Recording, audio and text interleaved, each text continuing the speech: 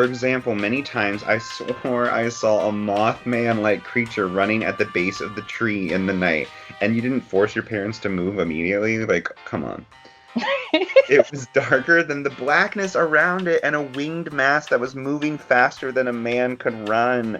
Rings a Oh, bell, guys. God. Rings a bell. Yes, Mothman. I'm so weirdly obsessed with it, but it terrifies me.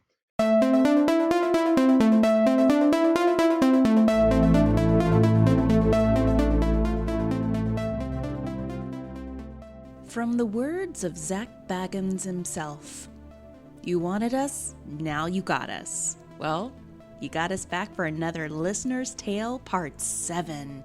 Yes, let's get together as we conjure up these stories from our listeners who submitted them, and for us to read them and present to you with such fright and delight. Let's gather around as we hear a creepy tale about a haunted castle in Wales and a haunted ship with a ghost photo. What if you and your family lived on land that had something nefarious connected to it? And your first paranormal experience was something that was otherworldly, that you couldn't explain, whether or not it was connected to someone who passed or something connected to the land. And finally, we get Bay Area weird with another story that hails from San Francisco. So you know the drill by now. Let's gather more than one nightlight, some selenite, and some Palo Santo, and let's conjure up these stories for our Listener's Tales Part 7.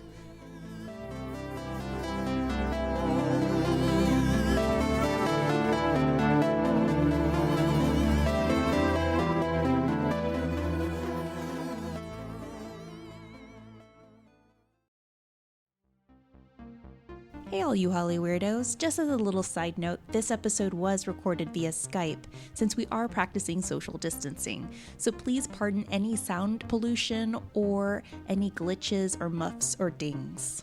And for those that are not about the banter, feel free to time jump to the ghost stories at 15:35. Bryce and I like to catch up before we get Holly Weird. So let's get Holly Weird. Hey guys, welcome back to Hollywood Paranormal, and it's about that time again when we started reading some of your listeners' tales. Yes. Sure, you guys been ready for this. Bryce hasn't, but I have. Nah. We got a couple of pretty juicy tales, guys, that you have sent to our email, and we have read with great fear and anticipation. Bryce more with fear. Some of you actually. Some of you actually sent in visuals, which I'm excited to show Bryce. So, yes, guys, it's going to be a very fun episode. It's going to be an exciting episode, and we needed this episode to come very, very soon. I think the last one we did was back in March, right after the chaos, this garbage fire of a pandemic started. So that seems like ancient history. Let's do a check-in. How are you? How are you, Bryce? How have you been doing? Pretty good. California is like in the midst of shutting back down, so that's certainly quite disheartening. Right. I always hated group projects in school because often what happens is you do all the work and the other people get the same grade as you. Right. And I kind of feel like we're trapped in like a global group project, and it's really, really exhausting. So that's, it's hard to know that like the last 4 months haven't really helped us. Mm-hmm. And I don't think that anything is for like no reason. Like obviously we had to keep each other safe, and we had to keep like our houses safe and our loved ones and stuff. But when you see people who are like not on that same journey, it's difficult to sort of fortify and be like, oh, this wasn't all for nothing. So that's fine. Yeah, totally feel you. How are you? I'm doing pretty well. I've just I'm starting to work out, so that it's been helping me. Like I got back into the groove. This always happens when I start a workout routine, like a daily workout regimen, and I start to see results, and then something happens, and that's thrown to thrown to the wind all of a sudden. Mm-hmm. And now I started working out to this YouTuber called Chloe Ting, and I absolutely love her. And she kicks my ass, and I highly recommend, anyone who is looking for a good workout, video challenge or anything, do her videos. They're really good. It's like, I think the shortest one she has is 10 to start out, and then it goes to 20 to 30 to 40, and they're so worth it. I've seen such a difference. What else? And the mental health aspect of it, of just like... That's true. Yeah, that's what I needed big time, because it started getting really hard for me to like get out of bed. I've been waking up at noon, going to bed at 2 or 3. I'm sure everybody can feel me by saying like my whole sleep cycle has been thrown off. Mm-hmm. And it still continues to be thrown off. So, my work, I don't know what's going on. They're going to do a hybrid method where they're thinking about doing half in person and half online. And oh God, I don't know what that means for, our department of production. So for some of you who just tuned in, I, work in an acting school. Bryce used to work with me, and I run the costume department, which has been a very interesting department to coordinate so far. And my school has decided to do their graduate performances, which were these end of year performances that their graduating students are supposed to put up in person. And they decided, no, we're going to do those performances on Skype or Zoom. So fortunately, I had the measurements of these performers, of these students that I recorded back in February, and I've just been pulling for them. And the school has been like this pickup, drop-off location for them to pick up and drop off props and costumes for those performances online, which I think is very progressive. I feel like it's something that maybe they could be the pioneers for. But it's just it's a little stressful, because you never know who you're going to encounter. I've had a couple of them try to come down into my shop, and I'm like, why aren't you wearing a mask? What are you doing here? So yeah. I mean, the mask thing is so interesting to me. Yeah. I mean, well, like you said, for anyone who's new, I really do try and stay off little soapboxes, but here we are, we're minutes in. But the thing that's so funny is, whether you agree or not, that's actually not what kind of confuses me. It does. It definitely does. And I find it abhorrent. But fine, people who don't want to wear masks, I'm not here to like argue that. I disagree with you. I think you're being silly. But the thing that I find the most baffling is it's actually like the least amount that we could be asked to do. Like, it's such a nothing thing in my mind. So, like, when it's being equated to, like, our stripping of our freedoms, and I wear a mask every day for 10 hours a day. So, like, I moved we have a new roommate. I moved her in, and we were lifting, like, her heavy stuff, and I wore a mask all day in 100-degree weather in the fucking valley. It was so wet that I could wring it out like a sponge. Like, oh my God. I'm not saying it's, like, fun. I'm not saying, like, ooh, mask, like, love it. But I just don't get this, like, intense aversion to it when it's literally nothing. Like, if I have to wear a mask so that we don't have to go back and stay-at-home order, it's the least inconvenient thing we could be asked to do. And so I guess, that is sort of being politicized, or, I'm sure people listening will disagree with me. And I'm really not trying to, like, stir the pot. I'm just so good at it naturally. But it just, like, I'm so confused by it. And part of that is because when we were in Japan a few years ago, it's just so ingrained in the culture. It is. Like, if you're feeling sick, you wear a mask to keep the people around you from getting sick. And that we can't even put ourselves in that mindset for a couple of months really terrifies me, if I'm being honest. That, like, our need for, like, this weird brand of American individualism is being, like, upheld over the need for communal safety really terrifies me. No, I 100% agree. We are a stubborn nation, is what it is. We really are. I can already hear the comments on this episode, like, just talk about ghosts, stop talking about masks. Actually, I'm really sorry. I'm not trying to make this like a thing. So if anyone is upset, like, please understand. I hear you. I'm not trying to make you upset. as someone who is like already an anxious little bee, But this has like sent me spiraling in a way that I was not prepared for, and we're not even close to being done. I was reading this article from NPR, so again, yes, I guess it's like a more liberal source, I guess. But they were saying like we could be done with this in 2 months.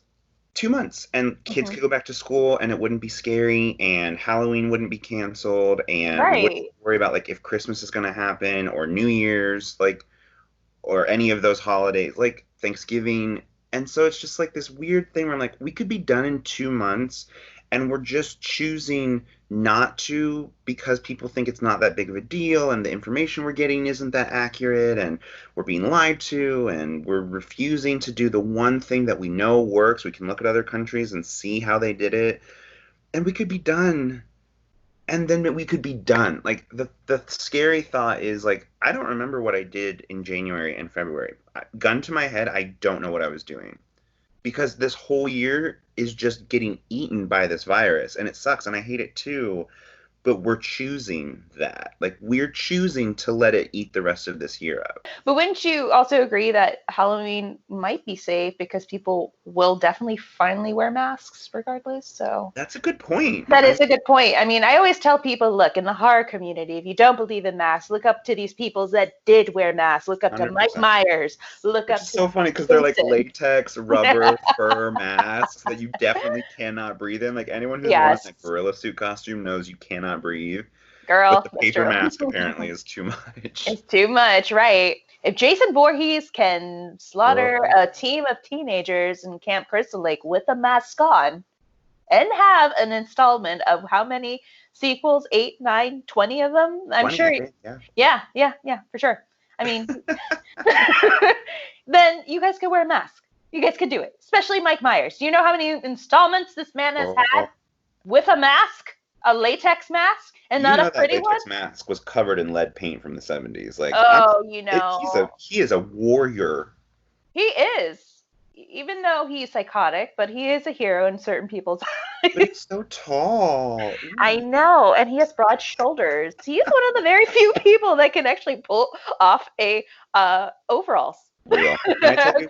I'll lighten it lightly. Can I tell you the funniest mask story that I've recently had? Please do, because I'm sure everybody's like, please, anything funny at this point, Brian. So there's a new Trader Joe's that just opened up down the street from us over where that new mall is going to be. Oh, yes, the one in NoHo West where that woman was recorded. Nice, though. If you haven't gone yet, it's huge. Oh, she's been there several times. So I love it. It's big. It's really spread out. It's like kind of tucked away. I don't think a lot of people know that it's open yet. Yeah. So it's not quite as crowded. But I was there on Thursday, and the tallest, most handsome from the mask up person I have ever seen in my life. I was so googly-eyed for him. I'm like, okay, how do you get someone's number while maintaining appropriate social distancing? It was very stupid, and I was like a giggly schoolgirl trying to find my produce. Was he working at Trader Joe's? No, he was like a fellow shopper, so hopefully our paths will cross again.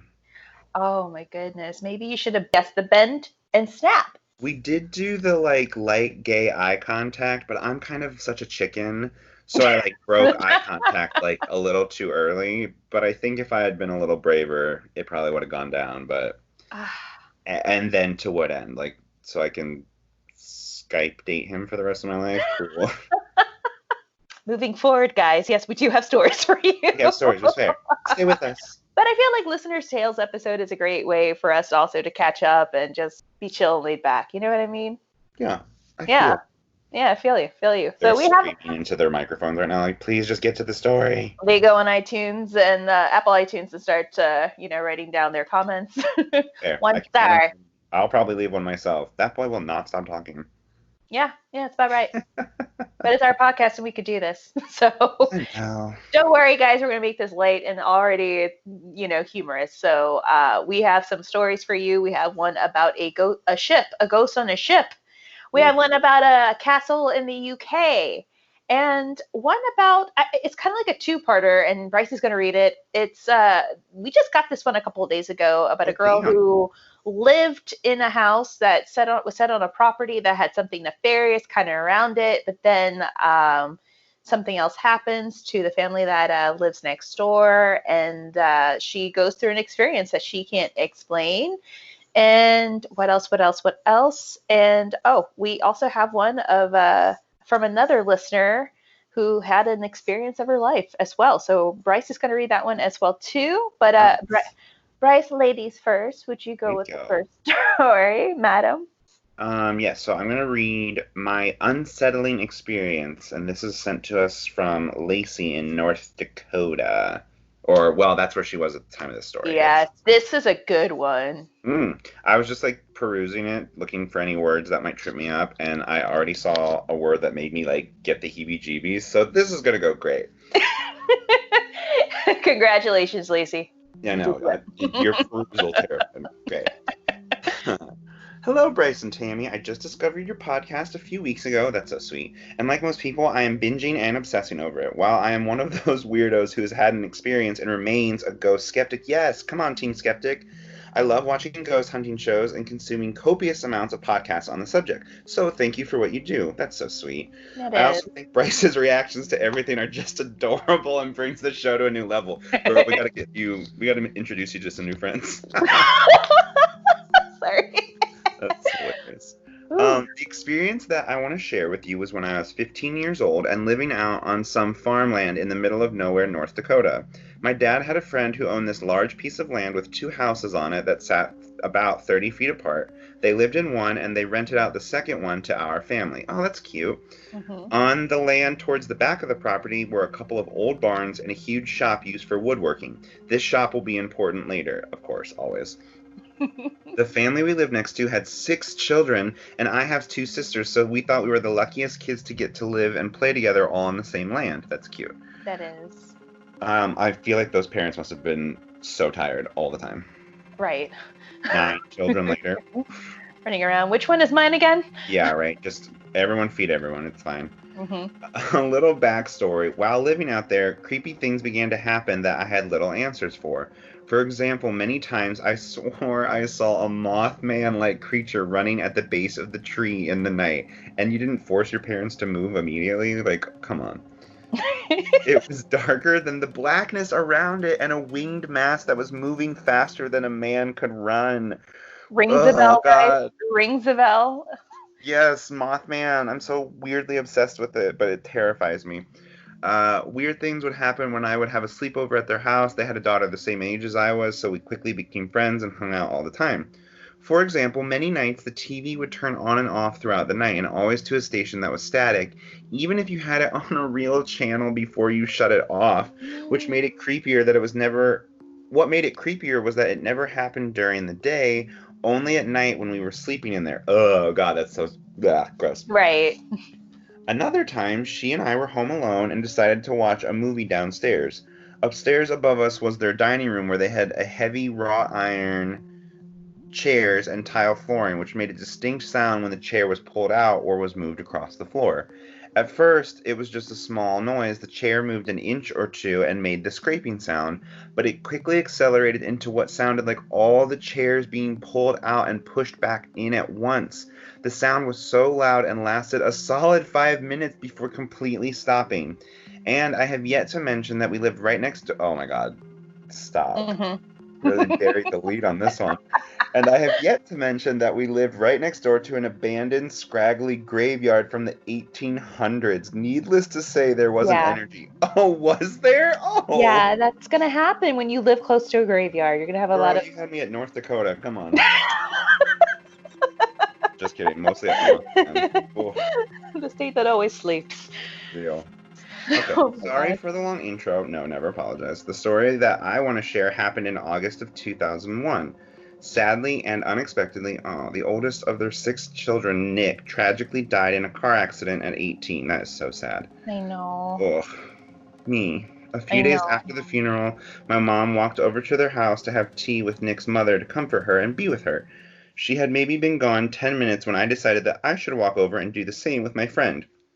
As I walked out my front door, I could immediately hear very loud 80s rock music playing. On the back end of the property sat the woodworking shop. Nick and his dad, Don, built custom furniture for people, and while living there, 80s rock music and the sounds of saws going was a constant. I looked back towards the shop and could see all the lights on and could hear the saw going as loudly as the music.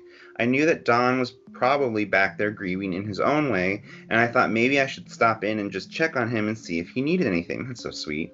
The shop sat about 200 feet away from my front door. I had probably walked about halfway there when I decided that I should probably just let him be and let him grieve alone in the space where he and his son had spent so much time. I turned around back towards their house, and as I got inside, Oh my God. Yeah. I walked into the kitchen where my mom and Cindy were sitting. I asked Cindy, "Is Don okay back there in the shop?" She looked at me confused and said, "Don is not here right now. He's not home." Oh, I of course replied, "No, he's in the shop. All the lights are on and the saws and the music are going." She said, "Lacey, he's not here." We both looked at each other completely confused, and I rushed over to the door of the kitchen to face the shop. I whipped the door open to show her that he was back there, but I was met with a completely dark and silent shop. No lights, no music, no saws. Don was in fact not home and no one was back there. Oh my God. The saws, that is so creepy. I know. And the 80s music, I mean, a great touch. I love the 80s music. The saws could be a little creepy. My dad was at work and all of us children were accounted for. No one had been back there. I was immediately filled with fear, same, and felt like I was having a panic attack. My mom tried telling me that it was stress and I imagined it, but how do you imagine something so dramatic? I mean, if you try, and with God's help, anything is possible, but I agree. I could get on board with maybe quickly seeing a flash of light or hear music for a second, but to imagine seeing all the lights on and to hear the music and the saws and actively walk towards and away from it, I did not imagine that. Ugh. I am still creeped out to this day, same girl, because I tried to picture what I would have seen had I kept going and opened that shop door. I'm also filled with guilt because I gave his mother some hope that he was still there, and oh no. I know. And they began using Ouija boards to try and contact him. No, North Dakota, don't do that. The land held weird energy, and no part of what happened brought me any comfort. It did not fill me with peace thinking that he is still here. It felt dark and unsettled me completely wrong. I am a Christian and believe in demons and bad energy, and I think something was messing with me. If Nick was trying to give me a sign, one, why would he do it with the shop that meant nothing to me? That sign would have been for his dad. And second, why me at all? Oh my God, real. His family had never experienced anything up until that point, and you think he would have wanted to bring comfort to them, not the random neighbor kid. I was always very open with how I felt about the land and the dark, creepy energy it had. I honestly think I was raw and vulnerable, and something was trying to scare me. Ugh. Oh, God, that's super creepy. So that's it. Sorry for the super long story. Please shorten as you see fit. Nope. Thank you again for bringing creepy joy to my workday as I listen to your podcast. Creepy joy is very on brand. Well, you brought it to us. I know. Holly Weird on best, Lacey. That's so sweet, but girl, that place is for sure terrifying. It is. I responded to Lacey and I told her, well, definitely, the land sounded like it had a lot of history. I mean, I would have recommended her to do some research on it. Second, it didn't help that they weren't too far away from a graveyard. So that could also be another indicator of things that happened. If any of her family still live there? Or like if they have... I'm not sure. It's a good question. But Lacey, get back with us on that one for sure. It's interesting to see like if it has the same energy now that like the children obviously aren't all living there, but I didn't know like maybe the parents are still living there or something. Oh, that's true. Like it could have manifested even more while they were living there because of the children. They're such absorbers of that. That's a good point, right? A lot of energy to like that is stir up whatever was there. Mm-hmm. She, I answered her question about, why would Nick do that to her instead of the dad? Because spirits are going to have a way of communicating to their loved ones, and it's not going to be like full on apparition in front of them. No, they're going to find ways to a lot of times gently, communicate to him. to them. Yeah. You know, like, I think because she was a little bit open to what was going on there, as her, you know, as per her sentence that she mentioned towards the end, I felt that he needed her to let his mom know, Cindy, that he was right, okay. and that's the thing, is if she was maybe more sensitive, Right. maybe maybe she was the only one receptive to that message Exactly. at all. Mhm. So, you know, sometimes we're the vessel, sometimes we're the recipient, sometimes we're just the accidental bystander. So Right. That's true. I mean, that is there's true. no So, like set rules, really, I feel. and she felt bad because, well, you know, I felt like I shouldn't have told Cindy anything, because now, like, the family started using the Ouija board. The family's going to find a way to try to communicate with him, and if that was their source of solace, then I know that Ouija boards have a bad rep, but Ouija boards are not good, but they're not bad. I mean, if you know how to use them, which I doubt the family knew. Right. That's sort of what Yeah, this I random like to family at know the farm in North Dakota, like, do they exactly. really know how to close a session? That's true. Maybe. They knew how to open or close, but maybe Nick was always there to keep an eye on them and protect them. Who knows? Yeah. But maybe he wanted them to be busy in that sense, to not grieve so much for his passing, because I'm sure it was so sudden and so unexpected. Poor Yeah. thing. The thing that scared me more was that the Mothman. I am weirdly obsessed with Mothman. So, you know that movie about the bridge that collapsed? Yes. My grandfather was a sheriff at the time in West Virginia, and so he was a part of the like recovery and like identifying a body's process afterwards. Oh my God. So like that story is very familiar to our family. Oh my God, Bryce. Yeah, because they I called had no in, like, idea. That is they so. called in people from like all over that area because it was like so traumatic. It was a lot. It was traumatic, and there were a lot of deaths. I mean, they had to they had to take out a lot of bodies from that what was it, a river or a lake? River, it was a river, and some they had to keep. They couldn't find. They were like, some cars we just can't. I know. We can't move. And then, you know, when that movie came out, I was like, wait, why do I know this story already? Oh my God, it's the same. And then they start like showing like landmarks. I'm like, oh my God, it's the same bridge. Like, what the fuck? Yeah, that is insane. Yeah. Oh. So, and like Mothman's so scary. To your grandfather. Like, huh? To speak to your grandfather about it, wow. I would love to hear his stories. Well, he unfortunately has passed, so if you're willing to get a Ouija board, but I'm sure he'll yell at me for using a Ouija board, so. Don't they all? Sometimes I do think about that. I'm just like, oh, because he was quite strict, and he was like a very staunch, like. So was my grandmother. Bible Belt Christian, and so every once in a while, I like think about it. I'm like, is he mad that I'm on like a ghost podcast? I could tell you this. My grandmother is confused because I did a seance at David Oman's house my first time. They were going around the table, and it came to me, and they're like, Tammy, who would you like to communicate with? I'm like, well, I don't know. A lot of people have passed. I guess my grandmother. And then instantly the psychic was like, yeah, I'm getting a sense from her, like, what the hell is all this? What are you doing? And I'm like, yeah, that's her. That's her. Do you want to proceed and ask? I'm like, no. I think we're done. I already know that's her. Literally, if I was going to go to a seance or to a psychic, if they told me, like, your grandfather just, like, loves you and he just wants you to be happy, I'd be like, that's not him. That's I don't not know what him. you're talking about. And he did love me. I'm not trying to, like, paint him in, like, a very dark light. He was just, like, a very stern, like, 1950s cop in West Virginia. He's just an old school kind of man from the Bible Belt. So, like, if it was anything other than, like, well, why the hell are you doing this? I'd be like, no, that's not him. Yeah. 100%. I feel you on that one. I totally do. I really felt the story about the 80s music in the shop because my dad would do the same thing. If I ever have to listen to that damn song by Ted Nugent, Cat Scratch Fever, another freaking time, or AC/DC, who, by the way, I had a boyfriend that was in a tribute band called DC/AC.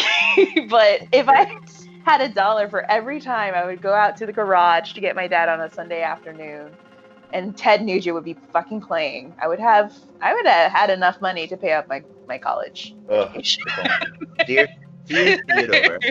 can't scratch fever. I'm like, Jesus Christ, let's think of that song. Thank you so much, Lacey, for Yes, that that's so. Thank you for saying that. story. Thank you. That was so awesome. You really, you did well, girl. Like scaring the shit out of Bryce. I saved that juicy tale for him to read, of course. Thanks, Mothman. All right, guys. So this one comes from a new friend of ours, actually. This one comes from Victoria Elizabeth Maddox, hailing from the UK. Hi. Yes, so here's her story about a castle, Sifartha Castle. I butcher that, and it's okay because we make mistakes on this podcast, and we do it with flair and style, supposedly. Yes, we do. Panache. Panache.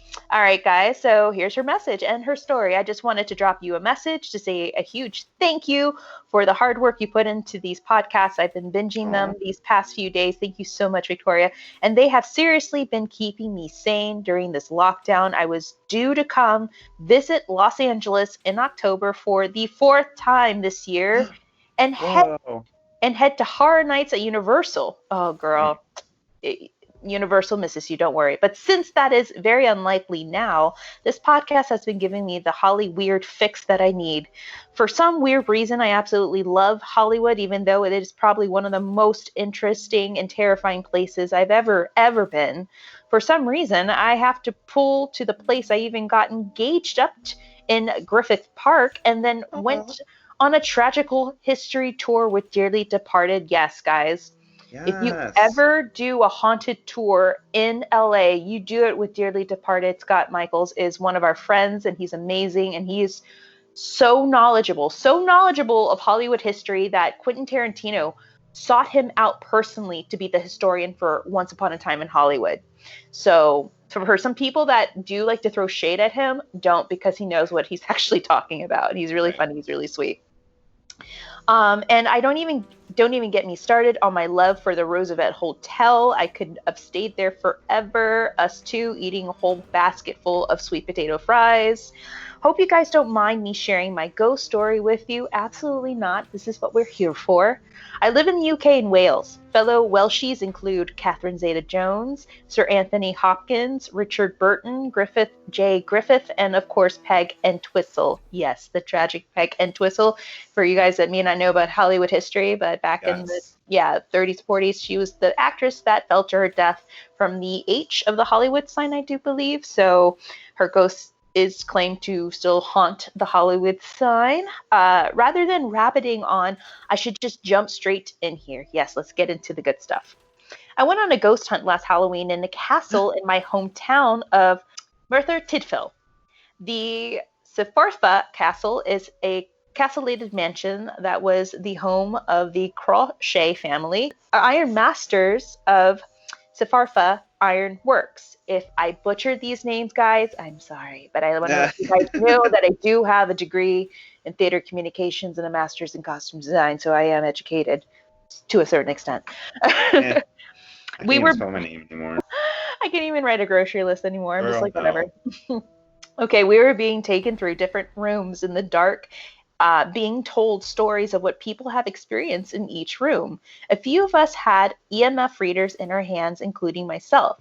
As the guide was telling us how the last group had quite a spike of activity around this certain painting we were standing in front of. The paint was of Iron Master Robert Thompson Crochet from 1847 to 1879. We had been there for a few minutes and had even stood in complete darkness with no activity at all. Girl, you got some balls, and I applaud you for that. As the guide was explaining where we were going next, everyone's EMF readers went off one by one in a line. Whoa. It was really unnerving because we had been laughing and joking about how unpleasant of a man he was when he was alive. The rumor was that the relationship with his own daughter was once of incest. Another room, I know, disgusting, Pizzagate. Another room we went to was the children's playroom, which was in the round turret of the castle. The guide told us that people have heard violin music coming from the room above in the section. The upper part of the building later became a high school, which I myself attended, and was Yeah, and was our music room. Nothing really happened in the section when we were there as a full group. But later, when my mother, auntie, and sister went back to investigate alone, we were standing in the dark, in the silence, and I stood in front of the three of them, facing them, when I heard violin music coming clearly from behind me.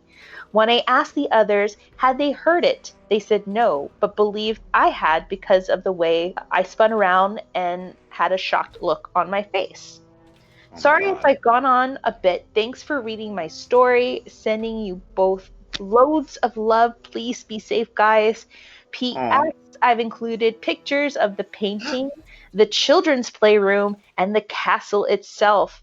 So here is pedophile Pete right here. Bryce, I'm going to show him to you. Look at that Oh on my the God. camera. Look at Yeah, that beard. look That at that. is a guilty confession if I've ever seen one. I know. I mean, I usually like men in beard. My husband has a beard, but this is pedo beard, Yeah, 100%. that's a different level. And then I'm going to show you a picture of the castle she's talking about, and it's beautiful. So this is the castle that they investigated. Oh my God. I That know. is so cool. I know. Like a Robbie Williams video looks like it could have been shot there. And here's one of the rooms that they investigated in the castle right here. Oh Beautiful. my God, that's so beautiful. It's like Tiffany blue. Yeah, I love that. All those like beautiful display cases too. Mm-hmm. But that looks super terrifying. But yeah, I mean, if I were to have heard violin music, I definitely would have requested Cat Scratch Fever by Ted. Oh my God. Oh my God. Oh my God. Is that why they play 80s rock? Yes. Can you play a little bit of Billy Idol? Thank you. Weird. Yes. So thank you so much, Victoria, for that story. You. I love listening stories about haunted castles in the UK or overseas. That's my favorite types of stories to listen to. And you got some balls, girl, to be doing a ghost hunt in the dark. Not many people can do that. That's awesome. And LA misses you, of course. We'll be back soon. Don't worry. We're just on hold. We're on pause right now. I know. Yeah. So don't worry. We'll be back.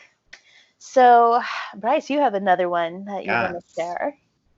So this one is called Ex-Gay Catholic Kid Times Ghosts. So I'm really here for that. This is from Haley. What up, girl? What up? Hey, y'all. Honestly, your podcast is freaking everything. That's very sweet. I'm a weird kid as well. Not Holly weird, but San Francisco weird. Bay Area weird. Not sure, but I hope it's one of the two. Sorry for the long email in advance. You don't have to apologize, but that's very sweet.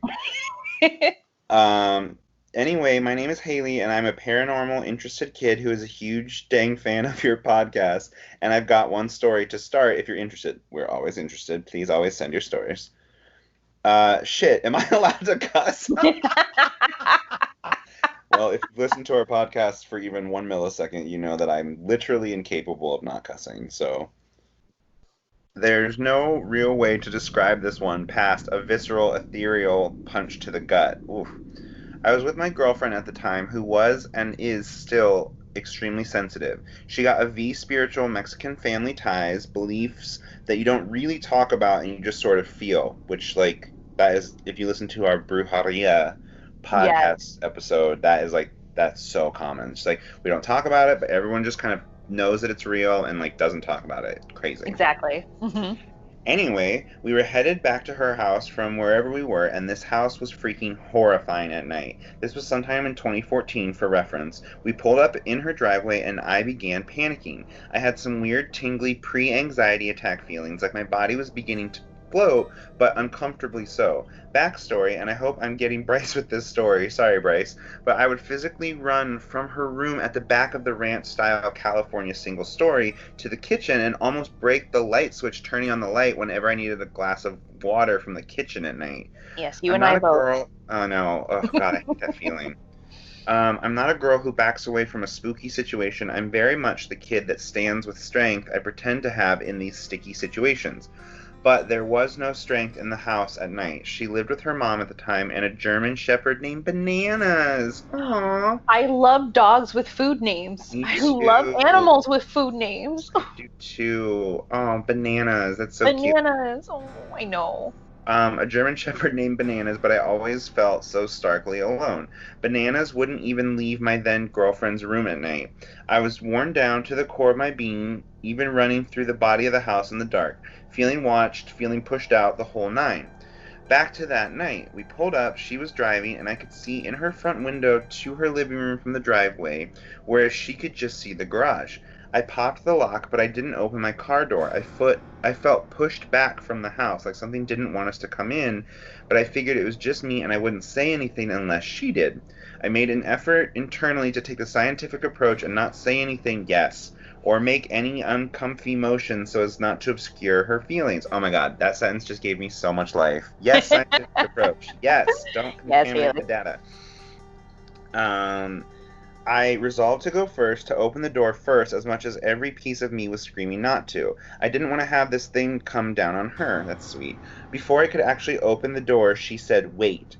I caught my breath in my throat and asked, "What?" She calmly and concisely, and I'll never forget this, "I don't want to go in there." I asked why, and holy fuck, guys, I really knew, but I asked for scientific purposes, I guess. Oh my god, I'm so obsessed with her.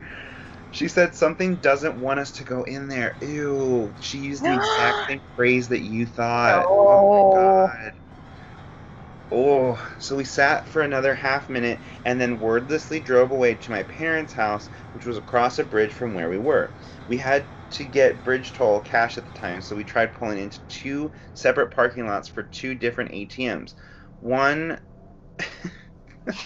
a dude peeing against a truck who, upon seeing us slowly trying to find a parking spot, just stared at me directly in the eye while continuing to pee. Classy. And the second featured a dude blocking the mouth to the parking lot to the point where we had to drive a little up on the sidewalk to get around him. And this had to be 11 p.m. in suburban California. Super suburban, like nice Pasadena. Hilarious. I ran in, got cash, and literally ran out, and I hate running. Ugh, same. I think we're twins. And as soon as we got across that bridge, all the weirdness of the night left. Ew, and I'll never understand why the heck that was. That is so creepy. I'm going to ask a question about that in a second. I got a few other key ghost stories, but this one hit me the hardest because I've never felt my body so pushed back, and I've never had it reaffirmed like it was then. A few weeks later, her mom was talking to her about a shooting that had happened in that house. Wouldn't you believe it? We looked it up, and the anniversary was the date of the night we pulled up and felt that weird stuff. Ugh. Ooh. Sometimes they always come back. That's so creepy. Anyway, Thanks for reading this tale/not tale/escape. Hope you're doing well and staying safe. Best, Haley. Yay, that is so sweet. Thank you, Haley, so much for that creepy ass story. That was so scary. Ooh, especially when I read it the first time, I was like, no. This sounds like a Wes Craven. I can't believe your friend at the time asked and said the same thing that you were like thinking. That's so creepy. That is very, I was. Oh my god. That says a lot right there. That does says a lot. Right. And we talked about it before. Like sometimes the need for corroboration, and then once you get it, it's like your brain catches up to you, and you're just like, oh shit. Like it's like the processing. It actually downloaded the data, and it's like, oh, we're full on doing this. Yeah. So I have a question because something that she was saying kind of reminded me. If you listen to like one of our first episodes, like how did you get involved in the paranormal, or maybe any of the episodes that we've been like interviewed on other podcasts, you've heard the story of me seeing a demon in the park. If you haven't, go listen to those episodes. They're great. So when we were running out of the neighborhood and everything was like, it was that very similar thing where she's talking about, where it was like we were seeing and like weird, like the lights were going off and on, and there was like this dog barking, and this person came out and was like screaming at us, and we were just like running, and it felt like the world was like imploding. And then we also got to a bridge, because like the way that the town that I went to school in, there's like, it's two towns that are like essentially Venn diagrammed on top of each other. So like Winona Lake is minuscule, and then like Warsaw is kind of like all around it. And like there's the city of Winona Lake, like the Lake District or the Village District, I guess, is on its own little island, and there's like a bunch of bridges all down the canal to get to the actual island. So we like ran and then like crossed at the first bridge, and like on the bridge we like felt like we had run far enough. We like turned around because we literally thought something was like chasing us, but like getting to the bridge kind of like dissipated all of the like chaos that was happening around us. Is there something that's like, because it's a transition barrier, because there's like water, or is it just like a coincidence? See, that's a very interesting question because usually water is the energy source for a lot of paranormal activity. Oh. A lot of places that I've investigated, especially like take for example, the Brackenfern Manor was built over a spring because back in the day they used to make hooch, they used to make liquor, and they needed that water to make that liquor, especially during the bootleg period. So Wow. there are also a lot of places too that are near bodies of water. Take for example, New Orleans being one of the most haunted cities in the nation. You know, the Mississippi River is a huge conductor of that, and that river comes even all the way down from, you know, where like St. Louis, Missouri, which is another pretty freaking haunted place as well. Girl, come on, Ozarks. I know, but at the same time, maybe it's also you know, a body of protection. You know, when we think of holy water, we think of something that's been blessed and, you know, used in a lot of you know, I guess cases where people have felt demonic presences and negative energy. So maybe that is something of a safety conductor for, you know, people who are wanting to be away from everything that's negative. Interesting. You know, maybe that. I mean, that is a good question even to bring up, because those are things that I notice that are not talked about in a lot. That question of like, why is it always, does it stop right when we hit a bridge that's over water? You know, it's always. And I'm sure it definitely could be coincidental, but it's just like as I was reading it, I was like really relating to that aspect of like things were weird in the whole area, and it wasn't until we got almost like out of that district, if you will, that it like went back to feeling normal. Yeah, it's kind of like you're in their territory and the water or the base was the bridge, or that body of water, it was the home base. Yeah. You know, who knows? But that is a good thing to bring up to other individuals in this community that might have some answers or shed some light. So if anyone's listening and has some answers to that question, definitely email us, because I would like to know more about that too. But that is a good question. Yeah. But that was also a very freaking scary story. I can't believe, of course it was on the anniversary. Like, what are the odds? That's so crazy. Girl.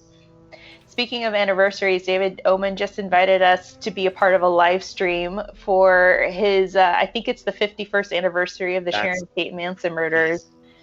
Yeah, so that one is coming up soon on August. I think it's the 7th and the 8th. It was supposed to be a 3-day streaming, but he's making it into a 2-day. So Bryce, unfortunately, I don't think you'll be able to make it, because I think he wants me to go over or to be a part of it. I'm not sure. I think it's going to be at his house where we're going to stream. But yeah, for some of the individuals too that wanted to know, like, you know, how come you haven't been a part of like the physical streams or the physical investigations or anything for that matter. You do work for a medical office, so you are considered high risk.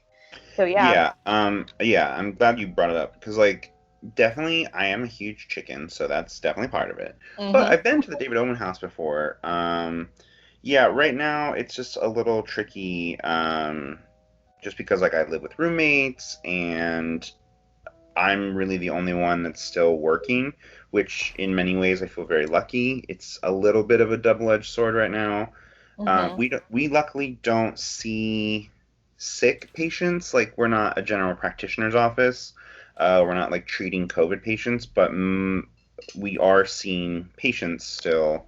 So again, I know that I'm very lucky. I just have to be a little careful because like I am the exposure risk in our house technically, which again might be like lightly paranoid thinking, but I'm not really like, as California started to open, I wasn't really participating in that journey. I pretty much have been on stay-at-home orders, except when I go to work. So and it's so sweet for him to invite us, and we kind of talked about it.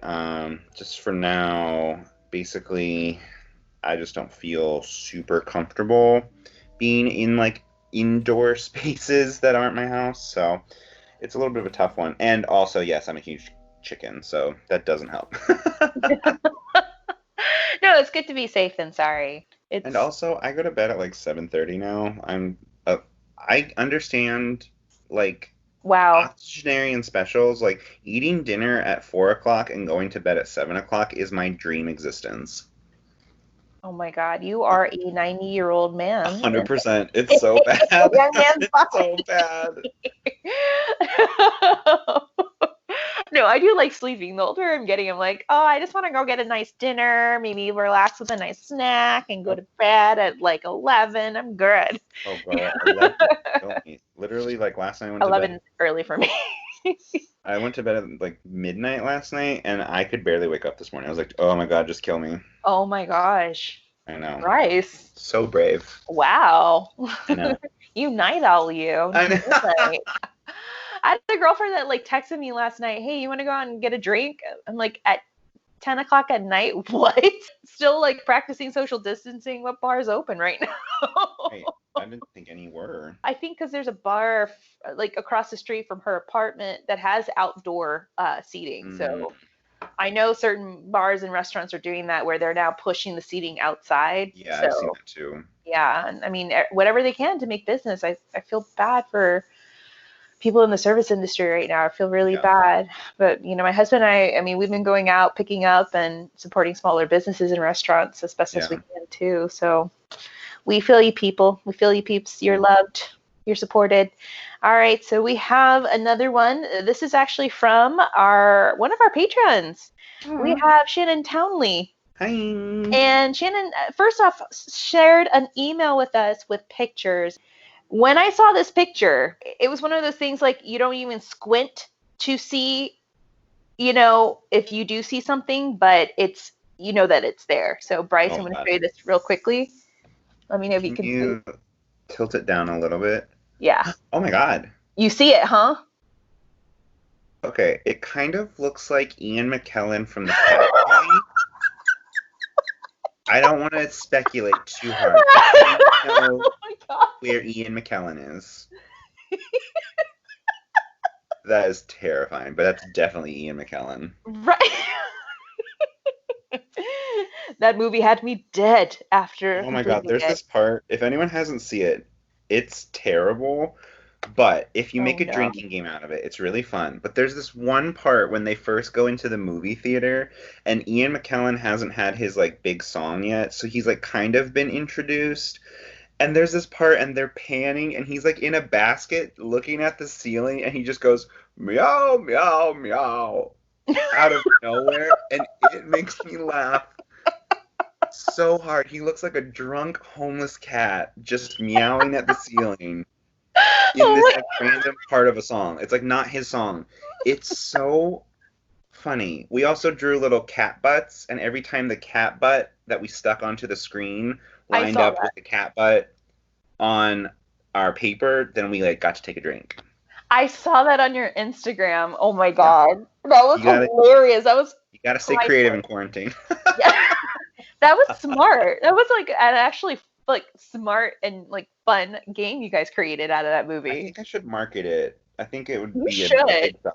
If you're not following Bryce on Instagram, guys, then what are you doing? You're really not missing much, I promise. Bryce likes to go to bed early and draw cat butts and watch cats. There you go. 30, flirty, and thriving. What 30 looks like. Yeah, right. So Shannon shared this picture with us. And even the first one that she sent to me, which was the full picture, the one that I just showed you was the zoomed in. But even in the full length picture, you could still see this face. So this was her message to us.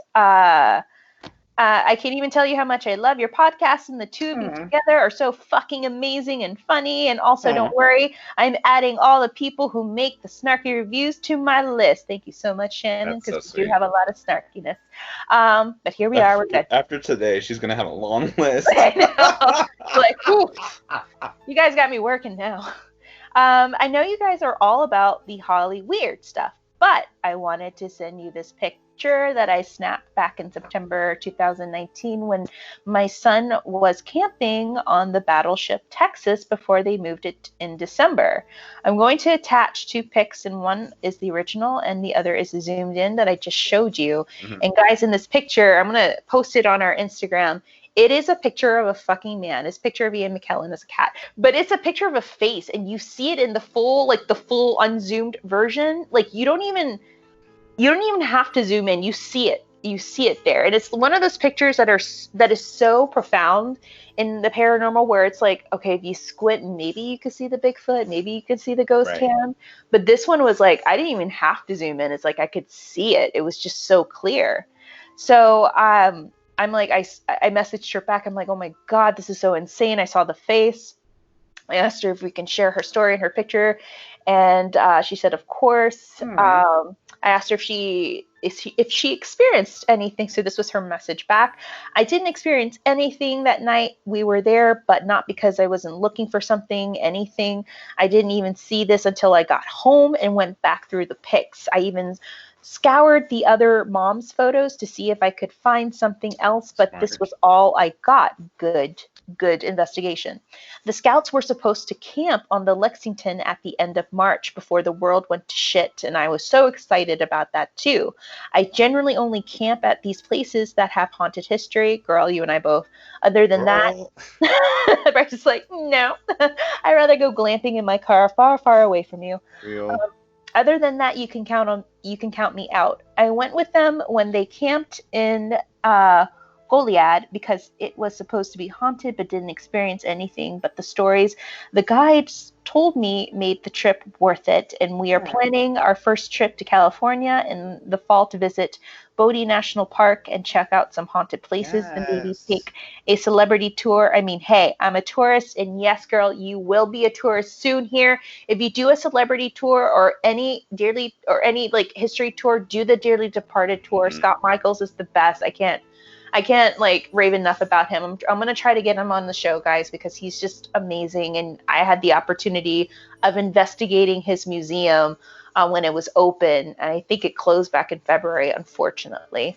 But yes, Shannon, thank you so much for sending us this email, for sending us the pictures, and for doing amazing work and your investigations, like going through the pictures of from the other mothers that had taken the pictures of the location just to see if you could debunk it or see if there's anything else there. That's smart. But yeah, this picture definitely gives me goosebumps, and you definitely captured something. So yeah. Yeah, that's so crazy. It's like, it's so weird when things are like so corporeal, but also you can tell that like it's not real, or like not, you're not capturing something in the room. Like that's such a, creepy. But it's even more creepy when, okay, you've heard a couple of stories, but you are not looking for it. And sometimes it looks for you. And that's what I tell people in this industry, like in the paranormal, sometimes like what we're looking for is not really there, but other times what's there is looking for you. And it grabs you when you least expect it. Hashtag my story of Frank. We'll never forget him. Yeah. So. You know, it's weird. This is completely unfounded. This is just my personal opinion. But I think there is, if we talk so much about the energy you bring to an investigation, and I think you've talked about it so deftly about people who go to David Omen's house, for example, or, you know, anywhere, and they're so, like, we're going to do this, and then the ghost is going to do this, and then it's like their energy is so intent and like focused on getting the experience that energy blocks out the potential. It's very delicate. It's not like a ghost isn't like popping up and Patrick Swayze-ing you in the face. Like, very rarely is that happening. Often it's like these subtle things where it's like, I was taking a photo and like later I realized, or I just got a weird feeling, and then later there was orbs around me, or it's like these very subtle little whispers.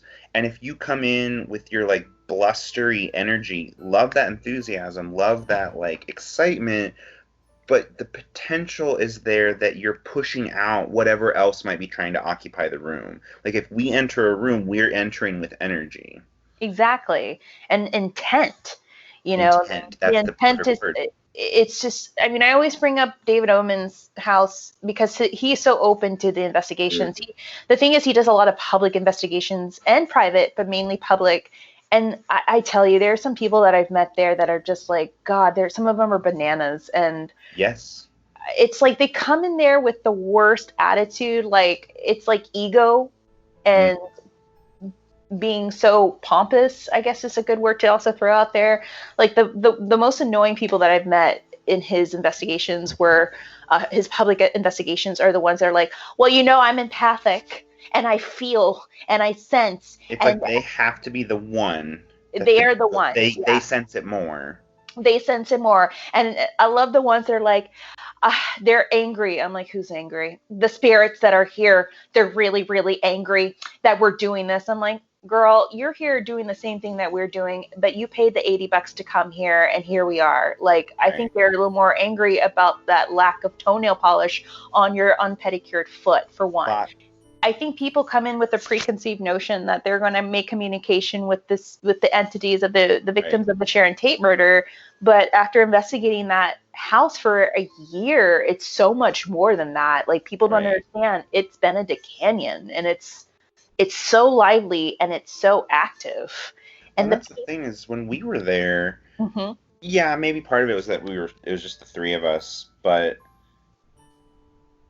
I had no expectations, and I often enter spaces just thinking like, well, nothing's really going to happen. I sometimes feel like The Cooler, if you've ever seen that movie. Yeah. Like, I don't really think anything's going to happen. Like, whether that's because I'm so actively being like, please don't let anything happen, or just because like I just go into it with that expectation. But that night at the Omen House is such a good example, because it was like, I mean, he kept saying like, wow, they're really active tonight. They're really into you. Like, and they were. I'm not saying it just to say it, but Bryce, they were, because it's like you came in, you're just open-minded, and they were like, hey, notice me. Hey, bitch, over here. Bitch, over here. And the opposite, I think the Omen House, we do talk about it a lot, but I think one of the reasons it's such a good experience is because since he does offer it to the public, you kind of do get this wide range of people. Some who are just there to like experience, some who are there for their ego, some who are there for God knows what else in between. And so it's like these different,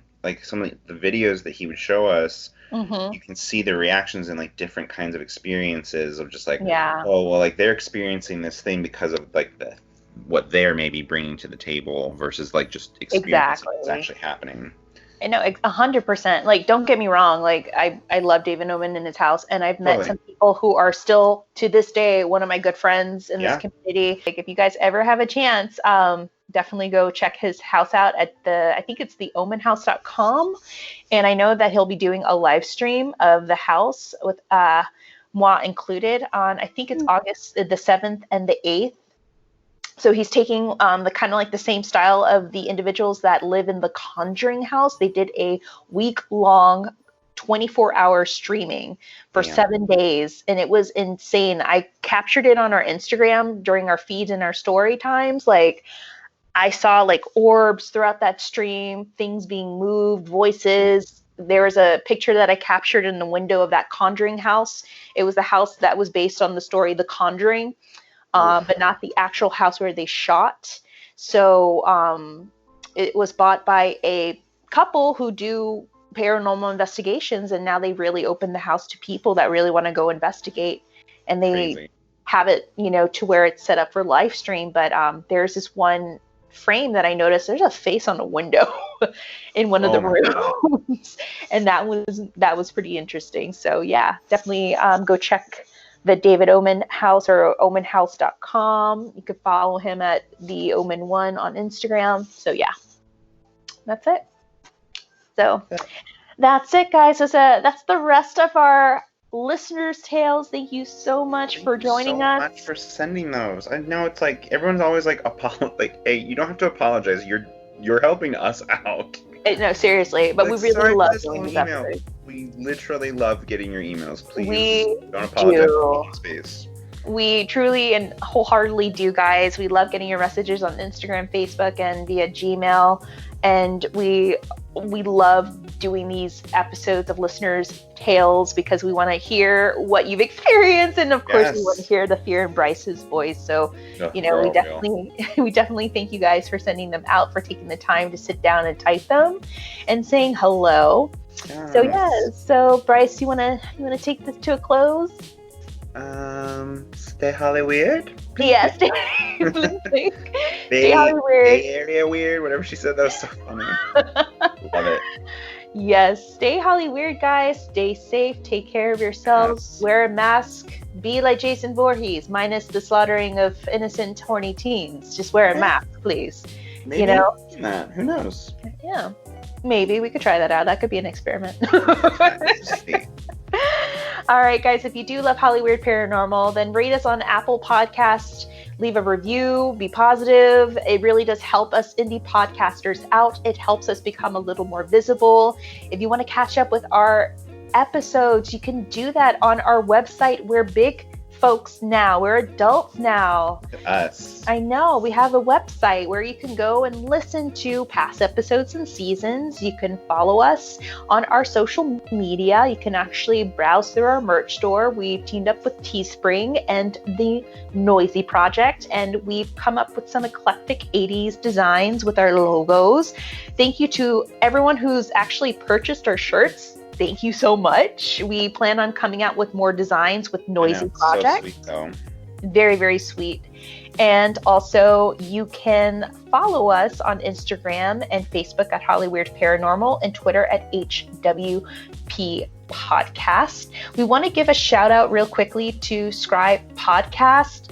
Yes. The Scry podcast, guys, go listen to Scry. They've been so awesome. Well, he's been very, very, very, very awesome. And It's Haunted Now What is another one to go and follow. And we also wanted to give a good shout out to. So Scry podcast serves as your audio medium into the realms of darkness and shadow, featuring stories submitted by users and collected elsewhere. So I highly recommend that you go and listen to them. Really great stuff. And It's Haunted Now What? I'm sure if you listen to this podcast, you probably listened to that one too. Really great podcast. Done a lot of great work with that podcast as well. Yes. If you want to listen to Hollyweird Paranormal, you can on Apple Podcasts, Google Podcasts, Spotify, Stitcher, iHeartRadio, Blueberry.net, and so on and so forth, wherever you get your podcast fix, guys. Yes. Yes, we're everywhere. And if you want to join our Patreon club or team Patreon, if you want to be a Hollyweird Paranormal producer, you can. For as little as $1 or more a month, guys, you can actually help produce episodes like this one for Hollyweird Paranormal. Just go on www.patreon.com/Hollyweird Paranormal, and you'll get to read the info. You could be inducted to our secret podcast, the Saturday Night Ghost Club, which is a bi-weekly podcast where I collect ghost stories from people off the street, acquaintances, from people who claim to be skeptics and have a ghost story of their own, surprisingly. Everyone's got one. Everyone's got one, and I go out and record it and prepare it for Saturday Night Ghost Club. You'll also be gifted in postcards, stickers, magnets, and coasters to rest your nice iced coffee on. Ooh. And yeah, just go and give it a gander.